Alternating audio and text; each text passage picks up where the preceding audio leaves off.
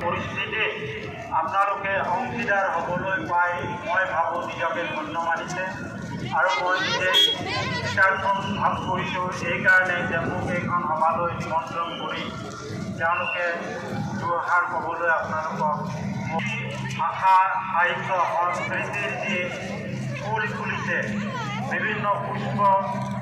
লতা বৃক্ষৰে এইখন জাতিষ্কাৰ হৈ থকা উত্তৰ পূৰ্বাঞ্চলৰ ভাষাসমূহ, জাতি জনগোষ্ঠীসমূহৰ সংস্কৃতিৰ ক্ষেত্ৰত এই আটাইবোৰতে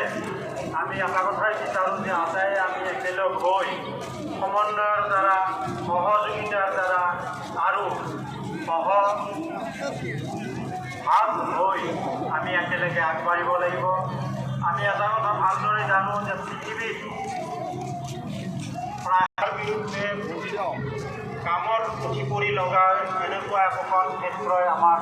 নতুন পথৰ সন্ধান দিয়ে আৰু আমাক শিকায় কেনেকৈ ভাষা আমি জীয়াই ৰাখিব লাগিব, কেনেধৰণে ভাষাবিলাক আমি